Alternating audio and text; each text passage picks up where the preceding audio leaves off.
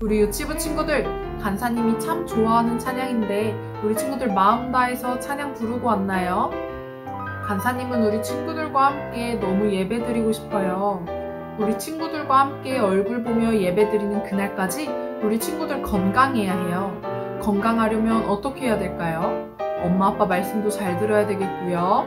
먹기 싫은 음식이라도 씩씩하게 먹고 손도 깨끗하게 씻어야 해요. 우리 친구들은 잘할 수 있죠? 자, 우리 이제 살아계신 하나님의 말씀을 같이 읽어보면서 오늘은 하나님이 우리에게 어떤 말씀을 들려주실까 귀 기울이면서 같이 말씀을 읽어봐요. 살아계신 하나님의 말씀, 마가복음 10장 45절 말씀. 인자는 섬김을 받으러 온 것이 아니라 섬기러 왔다. 포로로 사로잡힌 많은 사람들을 살리기 위해 자기 목숨을 내어주려고 왔다. 마가복음 10장 45절 말씀. 아멘. 오늘은 어떤 주일인지 혹시 아는 친구들이 있나요? 오늘은 예수님께서 부활하신 부활절의 바로 전주일인 종려주일이에요. 예수님이 십자가에 달려 돌아가시기 전에 예루살렘으로 들어가시는 그 날을 생각하면서 예배드리는 날이에요. 우리 함께 예수님의 모습을 상상해 보면서 같이 간사님의 말씀 이야기를 들어볼까요? 우리 예수님께서는 수많은 기적과 많은 말씀들을 가르치신 후에 제자들과 함께 예루살렘으로 향하셨어요. 그렇게 예루살렘으로 향하던 중에 예수님께서는 두 제자를 부르셔서 이렇게 말씀하셨어요. 저 마을에 가면 아직 아무도 타보지 않은 나귀 새끼가 줄에 묶여 있을 거야. 그 줄을 풀어서 이쪽으로 끌고 오렴. 만약 누군가 왜 그러시오? 하고 묻는다면 주께서 쓰실 것입니다. 곧 돌려보내겠습니다. 라고 말해라. 두 제자는 예수님의 말씀에 순종해서 그 마을로 갔어요. 그런데 그 마을에 도착하자 정말 예수님이 말씀하신 대로 나귀 한 마리가 매여 있는 거예요. 그래서 제자들은 그 나귀의 줄을 풀러서 데려가려고 하자 거기 있던 몇 사람들이 이렇게 얘기했어요. 그 나귀 새끼 줄은 왜 푸는 거요? 그러자 두 제자는 예수님이 하신 말씀 그대로 대답했어요. 주께서 쓰실 것입니다. 곧 돌려보내겠습니다. 그러자 정말 신기하게도 그 사람들은 더 이상 아무 말도 하지 않았어요. 제자들은 나귀를 예수님께로 데려갔어요. 예수님께서는 그 나귀를 타시고 예루살렘을 향하여 가셨어요.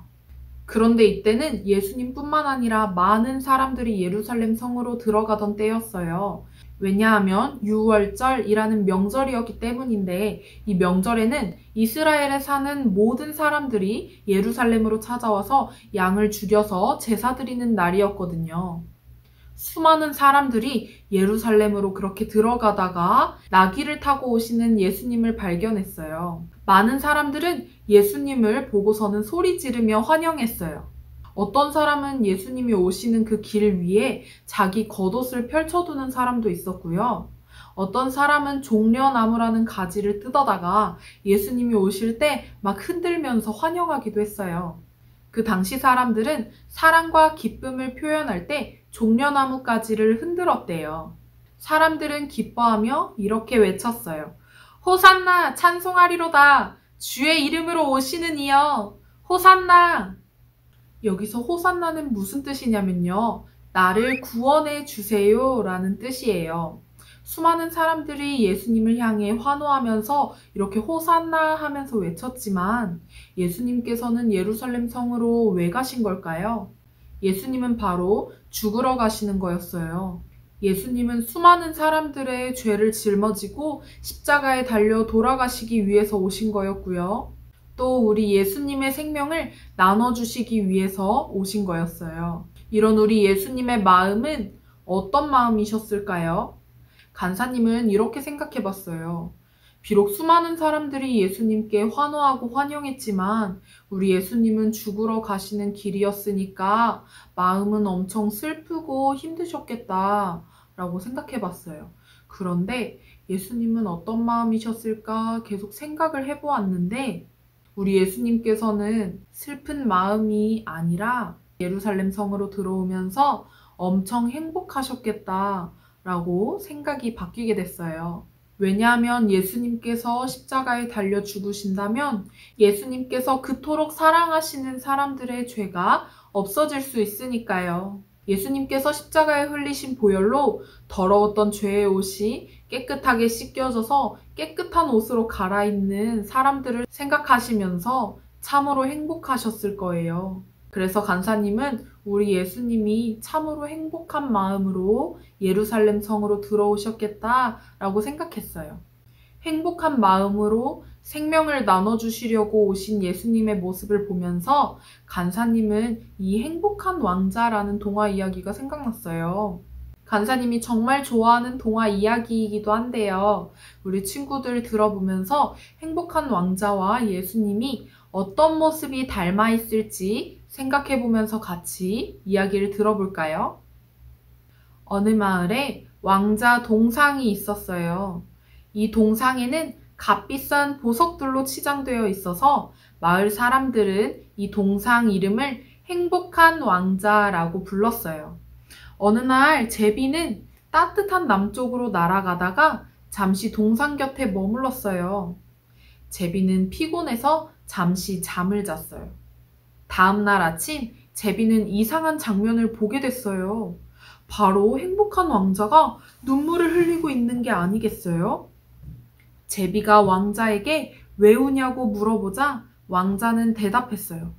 저 어린 소녀는 가난한데 아파서 누워있어. 저 소년에게 여기 붙어있는 루비를 주면 좋을 텐데. 그럼 이 보석을 팔아서 건강해질 수 있을 거야.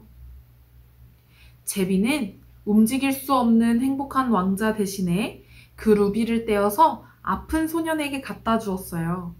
제비가 다녀오자 행복한 왕자는 또 울고 있었어요.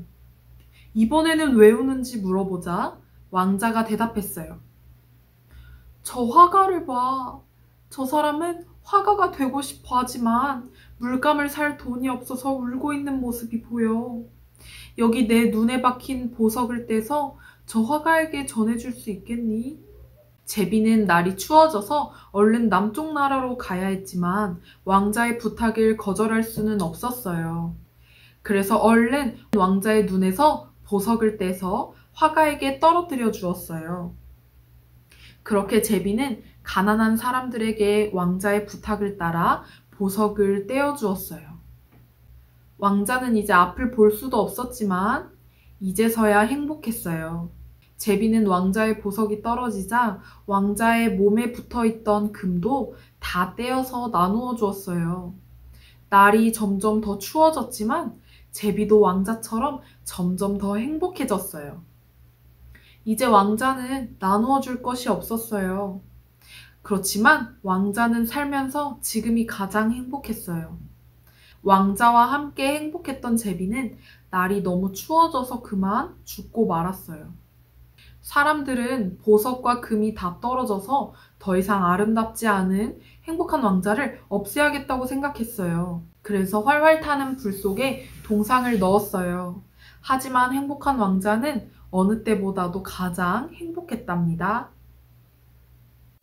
우리 친구들, 행복한 왕자는 자기 몸에 보석이 많이 붙어 있을 때 행복했었나요? 아니면 자기 몸의 보석을 다른 사람들에게 나누어 줬을 때 더 행복했었나요? 바로 가난하고 병든 그 사람들에게 자기의 보석을 나누어 줬을 때 행복한 왕자는 행복했대요. 이 행복한 왕자처럼 예루살렘으로 죽으러 가시는 우리 예수님께서는요, 비록 죽으러 가시지만 예수님의 생명을 나누어 주어서 죄로 병들어가고 죽어가던 사람들이 다시 살아나는 것을 생각하셨을 때 우리 예수님께서는 너무나도 행복하셨을 거예요. 오늘 우리가 같이 읽은 말씀처럼 우리 예수님께서는 이렇게 말씀하세요. 나는 포로로 잡힌 많은 사람들을 살리기 위해 자기 목숨을 내어주려고 왔다. 우리 예수님께서는 왜 자기 목숨을 내어주려 오셨을까요? 왜냐하면 이 사람들을 너무나도 사랑하셨기 때문이에요. 그래서 우리 예수님은 죽으러 가는 그 길이었지만 행복으로 기쁨으로 걸으셨을 수 있었을 거예요. 우리 예수님께서는 그렇게 죽으셔서 우리에게 생명을 주시기 위해서 예루살렘 성으로 들어가셨어요. 다른 많은 사람들은 자기의 죄를 씻기 위해서 양을 한 마리씩 데리고 예루살렘 성으로 들어갔지만 우리 예수님께서는 직접 모든 사람들의 양이 되어서 죽임을 당하러 예루살렘으로 들어가신 거예요. 성경에서는 이 예수님을 두고 이렇게 말씀하세요. 요한복음 1장 29절 말씀에 보라, 세상 죄를 지고 가는 하나님의 어린 양이로다 라고 말씀하세요. 사랑하는 유치부 친구들, 바로 예수님께서는 그렇게 십자가에 달려 죽으셨어요. 바로 우리의 더러운 죄 때문에 말이에요. 간사님과 함께 예배드리던 어떤 유치부 친구는 이렇게 말을 했어요. 예수님께서 십자가에 달려 돌아가신 것은 나 때문이 아니라 나쁜 사람들 때문이에요. 그런데요, 나쁜 사람들 때문이 아니라 죄를 지은 바로 나 때문에 돌아가셨다는 사실을 우리 유치부 친구들은 알고 있어야 해요. 왜냐하면 우리는 행동으로도 죄를 짓고 생각으로도 우리 마음으로도 죄를 짓는 죄인이기 때문이에요. 바로 오늘은 이렇게 죄투성이인 나에게 행복한 마음으로 자기 생명을 내어주신 예수님을 생각하는 주일이에요. 우리 예수님이 이렇게 행복한 마음으로 우리에게 생명을 주셨다면 우리 유치부 친구들도 예수님께 행복한 마음으로 일주일 동안 무언가를 드려보면 어떨까요? 간사님이 우리 친구들에게 부탁 하나만 할게요. 우리 친구들 종이와 연필을 꺼내서 예수님께 일주일 동안 드리고 싶은 것들을 그려보세요. 글씨를 쓸 수 있는 친구들은 글씨도 써보고요. 저는 죄를 짓고 싶어도 꾹 참는 모습을 보여드릴 거예요. 해도 좋고요. 저는 동생이 정말 갖고 싶어 했던 장난감을 양보해주는 모습을 보여드릴 거예요. 라고 해도 좋고요. 저는 엄마 아빠 말씀에 순종할 거예요. 또 저는 이제 만화를 그만 볼래요. 저는 이제 엄마 아빠가 들려주시는 성경 이야기를 더 많이 들을 거예요. 해도 좋고요. 저는 예수님께 날마다 기도하는 모습을 보여드릴 거예요. 해도 좋아요. 그렇게 종이에 잘 그리고 적은 뒤에 그것을 벽에다 붙여놓고 일주일 동안 우리 예수님께 이것을 드려보세요. 이렇게 행복한 마음으로 예수님께 드린다면 우리 예수님께서는 얼마나 기뻐하실까요? 예수님께서는 행복한 마음으로 십자가를 지는 그 길을 선택하셨지만 십자가에 달려 돌아가시는 동안에는 예수님께서 너무너무 아프셨어요. 우리 유치부 친구들이 이렇게 예배 드릴 수 있는 것도 예수님의 십자가 덕분이라는 것을 잊지 말고 또 우리가 예수님의 보혈로 구원받았다는 것도 잊지 않으면서 우리 친구들도 기쁜 마음, 감사한 마음으로 예수님께 이번 한 주를 올려드릴 친구들은 같이 간사님과 함께 기도해 볼까요? 기도다리 해볼까요? 그리고 기도손 해볼까요?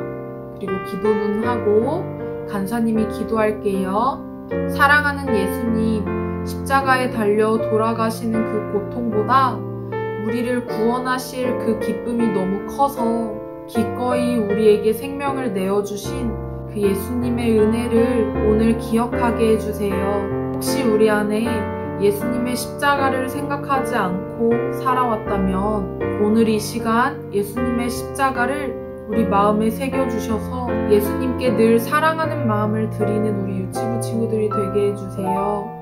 예수님, 우리 유치부 친구들과 늘 함께 해주세요. 사랑하는 예수님의 이름으로 기도드렸습니다. 아멘.